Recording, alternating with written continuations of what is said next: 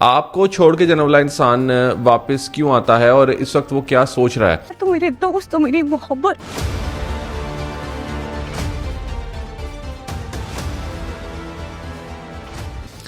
ज़रा समझिएगा कि 4 तरह के अटैचमेंट स्टाइल्स होते हैं जिसके साथ दूसरा इंसान जुड़ा होता है आपके साथ, और उसका ये अटैचमेंट स्टाइल उसके बचपन से फॉर्म हुआ होता है या फिर उसके किसी एक्सपीरियंस की वजह से। 4 तरह के अटैचमेंट स्टाइल्स होते हैं, और अगर आप ये वीडियो देख रहे हैं तो इसका मतलब ये है कि आप मामले को ठीक करना चाहते हैं और आपका attachment style anxious attachment style होने के चांसेस ज़्यादा हैं, यानी कि आप एंग्शियसली दूसरे को क्रेव कर रहे हैं। आप की अक्सर ये भी टेंडेंसी रही है कि आप उसको चेज़ करते रहें और आप डरते हैं कि कोई दूसरा इंसान आपको छोड़ के चला ना जाए। मगर जो इंसान आपको छोड़ के गया है, और ख़ास तौर पे उसके अंदर अगर ये ट्रेट थी कि वो अपनी इंडिपेंडेंस के ऊपर उसने कभी कंप्रोमाइज़ नहीं किया, और उसने आपको यही फील करवाया कि तुम बहुत कंट्रोलिंग इंसान हो, तुमने मुझे कंट्रोल करके रखा, तुमने मेरे ख्वाब पूरे होने नहीं दिए, ने मुझे बहुत हर्ट किया, और वो आपको इग्नोर समटाइम्स करता, समटाइम्स आपके करीब आता, और फिर एक वक्त ऐसा आया कि उसने ब्रेकअप कर लिया, उसने छोड़ के आपको जाने का फ़ैसला कर लिया। इसका मतलब ये है कि उसका attachment style dismissive avoidant attachment style हो सकता है, क्योंकि जो ये टेंडेंसीज होती हैं डिसमिसिव अवॉइडेंट के अंदर होती हैं। डिसमिसिव अवॉइडेंट जो एक्स होता है उसके वापस आने के चांसेस बाकी एक्सिस से ज़्यादा होते हैं। अब ये बड़ा इंटरेस्टिंग फिनोमेना है जो कि लोगों को इतना अंदाज़ा नहीं होता। जब लोग अवॉइडेंट्स के बारे में पढ़ते हैं, डिसमिसिव अवॉइडेंट के बारे में ख़ास तौर पे, तो उनको इनिशियल जो एक इम्प्रेशन मिलता है वो ये मिलता है कि नहीं, शायद ये बहुत सेल्फिश लोग होते हैं और ये कभी भी वापस नहीं आते। मगर इनके साथ डील करना हमें सीखना होता है। जब हम इनके साथ डील करना सीख लेते हैं तो हमें ये अंदाज़ा हो जाता है कि इनकी साइकोलॉजी क्या है, ये क्या सोचते हैं और ये वापस क्यों आते हैं। सबसे पहले तो ये समझिएगा कि जो अवॉइडेंट एक्स होता है उसके माइंड में सबसे पहले तो ये चल रहा होता है, जब वो आपके करीब होता है, जब वो रिलेशनशिप में था आपके साथ, तो उसको यूँ महसूस होता है कि शायद अब मेरी आज़ादी मुझसे जा रही है, ये इंसान मुझे कंट्रोल कर रहा है। क्योंकि अगर आपका अटैचमेंट स्टाइल एंग्शियस है तो आप वाकई फिर एंग्शियसली जब दूसरे के साथ अटैच होते हैं तो आप क्लिंगी हो जाते हैं, आप उसको साथ इतना ज़्यादा कंट्रोलिंग बिहेवियर इख्तियार करते हैं समटाइम्स कि उसको ये फील होना स्टार्ट हो जाता है कि जैसे सफोकेशन सी हो रही है, उसके पास फ्रीडम नहीं है। वो जो ख्वाब अपने पूरे करना चाहता है वो पूरे नहीं कर पा रहा, उसको ये फीलिंग चली जाती है। हालांकि ये एंग्शियस अटैचमेंट का एक स्टाइल होता है प्यार करने का, और इसमें कोई बुरी बात नहीं होती। मगर इसमें बुरी बात सिर्फ एक ये होती है कि जब हम बहुत ज़्यादा दूसरे को चाहते हैं, बहुत ज़्यादा दूसरे के करीब होना चाहते हैं, दूसरे को अपने पास रखना चाहते हैं, तो इससे हमारी सेल्फ रिस्पेक्ट के ऊपर उंगली उठती है। इससे डिसमिसिव अगर हमारा पार्टनर है तो उसको यूँ महसूस होता है कि शायद हम कंट्रोलिंग हैं। हालांकि ये कंट्रोलिंग एक ट्रेट नहीं होती, इसमें सीधा सीधा ये मामला होता है कि एंग्शियस अटैचमेंट स्टाइल रखने वाला इंसान समटाइम्स ओवरली प्यार कर रहा होता है, और वो इस डर से भी प्यार कर रहा होता है कि कहीं मेरी बात इसको कोई बुरी ना लग जाए, क्योंकि उसको ये पता होता है कि उसका पार्टनर उससे दूर होता है, और इस वजह से उसका एंग्शियस अटैचमेंट स्टाइल और ज़्यादा ट्रिगर भी हो जाता है। But dismissive avoidant attachment style रखने वाले एक्स के माइंड में वहाँ पे चल रहा होता है कि शायद ये सफोकेशन हो रही है, शायद मुझे कंट्रोल किया जा रहा है, मुझे अपने मुताबिक चलाया जा रहा है, और वहाँ पे उसको यूँ महसूस होता है कि मुझे आज़ादी चाहिए, और ये पुश एंड पुल का डायनामिक फिर चलना स्टार्ट होता है। वो सफोकेशन से जब वो दूर भागने की कोशिश करता है तो वो ब्रेकअप इनिशिएट करता है। वो सोच बहुत पहले से रहा होता है अलग होने का, मगर वो ब्रेकअप को फिर इनिशिएट करता है, और वो जब ब्रेकअप को इनिशिएट करता है तो उसके बाद अगर एंग्शियस अटैचमेंट स्टाइल रखने वाला अब यहाँ पे उसको चेजिंग करना स्टार्ट कर देता है, यहाँ पे क्रेविंग करना स्टार्ट कर देता है, यहाँ पे बार बार कांटेक्ट हो रहा है, बार बार उससे रब्ता, म्यूचुअल फ्रेंड से रब्ता, उसके घर चले जाना, या फिर सोशल मीडिया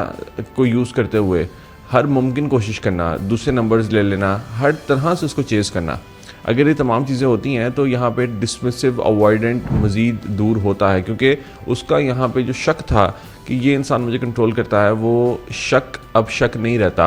अब वो एक पक्की बात बन जाती है, और उसको यूँ महसूस होना स्टार्ट हो जाता है कि शायद मैं किसी ऐसे ही रिलेशनशिप में था कि जहाँ पे कंट्रोलिंग डायनामिक्स थे। तो अब वो और ज़्यादा दूर होता है, और उसको अब यकीन हो जाता है कि जो उसका फ़ैसला था वो बिल्कुल ठीक था। उसका फ़ैसला ज़बरदस्त था कि उसने टाइम पर एंग्शियस अटैचमेंट वाले को छोड़ दिया, और इसी को हम कहते हैं एंग्शियस अवॉइडेंट ट्रैप। यानी एंग्शियस चाहता है कि अवॉइडेंट वापस आए, मगर एंग्शियस इस तरह के हालात पैदा कर देता है कि अवॉइडेंट मजीद दूर होना स्टार्ट हो जाता है। एंग्शियस इसी वजह से परेशान हो जाता है कि मैं तो उसको वापस लाने की कोशिश कर रहा हूँ, मैं तो उसको क्रेव कर रहा हूँ, मैं तो हर मुमकिन कोशिश कर रहा हूँ कि वापस आ जाए, मगर ये इंसान के ऊपर कोई असर ही नहीं होता। ये इंसान वापस क्यों नहीं आता, ये कितना सेल्फिश है, इसके अंदर फीलिंग्स क्यों नहीं है। एंग्शियस इस तरह से सोचना स्टार्ट करता है और इसी चक्कर में वो मजीद चेजिंग करना स्टार्ट कर देता है, क्योंकि एंग्शियस ने अपनी एंग्जाइटी को भी कम करना होता है। और अपनी एंग्जाइटी को कम करने के लिए वो ये सोचता है कि शायद इस दफ़ा जब मैं रब्ता करूँगा तो वो वापस आ जाएगा, जबकि वो वापस फिर नहीं आता, वो और ज़्यादा दूर चला जा रहा होता है, क्योंकि उसके माइंड में होता ही ये कि भाई ये एंग्शियस मेरे करीब आता है और मुझे कंट्रोल करने की कोशिश करता है और मेरी इंडिपेंडेंस चैलेंज होती है। अब डिसमिसिव जा ही इस वजह से दूर रहा है और एंग्शियस वही चीज़ दोबारा कर रहा है, तो फिर डेफिनेटली डिसमिसिव दूर जाएगा। सो यही चीज़ हम एडवाइस करते हैं। सबसे पहली चीज़, अब ये और भी रीजंस हैं, सबसे पहली चीज़ तो हम ये एडवाइस करते हैं कि जो पुश एंड पुल का डायनामिक है इसको ज़रा समझना है हमने, कि जब जो डिसमिसिव अवॉइडेंट है वो दूर होना स्टार्ट हो चुका है, वो ऐसे सिग्नल्स दे रहा है कि मैं तुम्हारे साथ नहीं रह सकता और वो ब्रेकअप को इनिशिएट करके चला गया है और आपने चेजिंग की। बट पहली बात तो ये है कि यहाँ पे चेजिंग हम रिकमेंड नहीं करते डिसमिसिव को, बट अगर आपने चेजिंग कर ली तो अभी यहाँ पे भी रुक जाएँ तो बहुत ज़बरदस्त है। तो क्या होता है कि कुछ ही दिन के बाद, समटाइम्स 1-2 वीक्स के बाद, समटाइम्स 30 डेज़ के बाद, जो हम 30 डेज़ का नो कॉन्टैक्ट रूल रिकमेंड करते हैं, डिसमिसिव का ये खौफ दूर होना स्टार्ट हो जाता है, यानी जो उनका रेडार सिस्टम है वो ऑफ हो जाता है। स्टार्ट में जब वो देखते हैं कि एंग्शियस पार्टनर उनके करीब आ रहा है तो उनका रेडार सिस्टम ऑन होता है, वो कॉन्स्टेंट चेक कर रहे होते हैं कि कहीं से भी हमें कंट्रोल ना किया जा रहा हो, कहीं से भी हमारी इंडिपेंडेंस को चैलेंज ना किया जा रहा हो, कहीं से भी हमारा पार्टनर हमारे साथ क्लिंगी ना हो। और जैसे ही वो देखते हैं कि एंग्शियस जो है अब हमें चेज ही नहीं कर रहा, राब्ता ही नहीं कर रहा, तो वहाँ पे उनका रेडार सिस्टम ना सिर्फ ऑफ होता है बल्कि वहाँ पे क्रेविंग उनकी स्टार्ट हो जाती है, क्योंकि उनके अंदर भी एक नीड होती है क्लोजनेस की, उनको भी प्यार चाहिए होता है, बट वो sometimes not at the cost of independence, उनको वो चीज़ नहीं चाहिए। तो इसी वजह से वो इंडिपेंडेंस हासिल करने के लिए ब्रेकअप को इनिशिएट करते हैं, मगर बाद में फिर उनको रियलाइज़ ये भी होता है कि भाई ये तो इंसान मुझसे प्यार करता था, मेरी ज़िंदगी के अंदर तो इस वक्त वैक्यूम क्रिएट हो चुका हुआ है और यूनिवर्स को वैक्यूम नहीं पसंद, डिसमिसिव को भी वैक्यूम नहीं पसंद। तो डिसमिसिव क्या करता है, डिसमिसिव उस वैक्यूम को फिल करने की कोशिश करता है और उसको अकेला अकेला सा महसूस होता है, उसको लगता है कि उसने ऐसी चीज़ को खो दिया है जिसको खोना नहीं चाहिए था। अगर आप उसको चेजिंग नहीं कर रहे, उसको ये महसूस होना स्टार्ट हो जाता है। और यही दूसरी रीज़न आती है कि जो डिसमिसिव पार्टनर्स होते हैं वो ये समझते हैं जब आप उनको चेज़ नहीं करते कि उन्होंने वाकई किसी बहुत इंपॉर्टेंट चीज़ को खो दिया है और वो फॉर ग्रांटेड ले रहे थे एंग्शियस को। अब एंग्शियस जो गलतियां करते हैं वो जब चेजिंग कर रहे होते हैं तो अपने आप को खुद ही दूसरे के सामने इस तरह से प्रेजेंट कर रहे होते हैं कि दूसरे को लगता है कि ये शायद इनके पास टाइम बहुत ज़्यादा है, इसी वजह से मुझे चेज़ करें, या इनकी अपनी कोई ज़िंदगी नहीं है, इनका कोई विजन नहीं है, इनका कोई गोल नहीं है। मगर जब एंग्शियस उनको चेज़ करना बंद करता है तो डिसमिसिव के माइंड में एक बात आती है कि यार मैंने की गलती तो नहीं करती, ये इंसान तो मुझसे बहुत प्यार करता था मगर मैं तो इंडिपेंडेंस के लिए साइड पे हुआ था और अब एंग्शियस वाला मुझे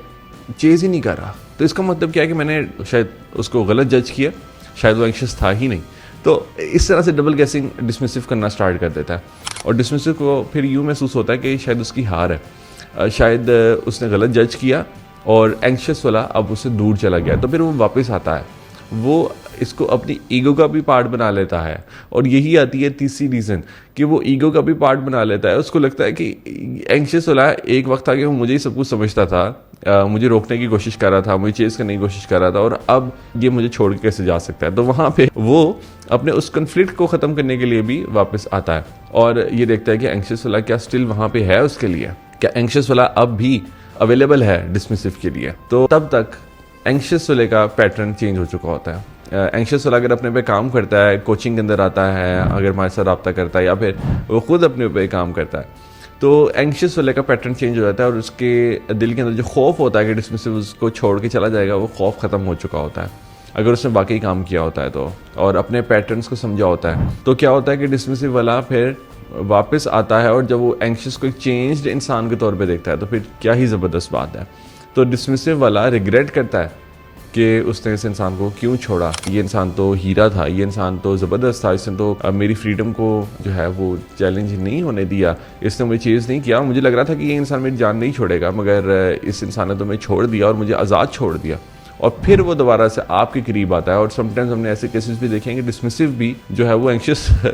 वाली ट्रेट्स उसके अंदर आ जाती हैं। तो ये तीसरी रीज़न होती है ईगो की वजह से वापस आना। और चौथी वजह ये होती है कि डिसमिसिव के अंदर ख़ास तौर पे ये चीज़ होती है कि वो अपने पार्टनर, जब उनका पार्टनर उनके करीब नहीं होता तो उसकी पॉजिटिव चीज़ें उनको हमेशा याद आना स्टार्ट हो जाती हैं। उनकी पॉजिटिव चीज़ों के ऊपर उनका ज़्यादा फोकस होता है जब पार्टनर ख़ास तौर पे उनके पास नहीं है। और ये इंसान की नेचर भी होती है कि जब कोई इंसान हमारे पास नहीं होता तो हमें उसकी अच्छी चीज़ों के बारे में मेमोरीज आती हैं। तो और ख़ास तौर पर डिसमिसिव के अंदर इसलिए क्योंकि डिसमिसिव ने उन तमाम चीज़ों को फॉर ग्रांटेड लिया होता है। डिसमिसिव के लिए वो तमाम चीज़ें ऑर्डिनरी तब बन चुकी होती हैं क्योंकि एंग्शियस उन तमाम बिहेवियर्स को इतना ज़्यादा रिपीट करता है कि डिसमिसिव अब ये समझता है कि शायद ये अब एंग्शियस की हैबिट है और ये रूटीन का पार्ट है। मगर अब जब वो सारी चीज़ें कट ऑफ हो जाती हैं, यानी जब पहले हर रोज़ एंग्शियस गुड मॉर्निंग करता था, हर रोज़ एंग्शियस बात करता था, गिफ्ट्स देता था या फिर स्पेशल फील करवाता था, कम्प्लीमेंट्स देता था, अब वो जब तमाम चीज़ें अचानक से कट ऑफ हो जाती हैं तो डिसमिसिव इस चीज़ को बर्दाश्त नहीं कर पाते।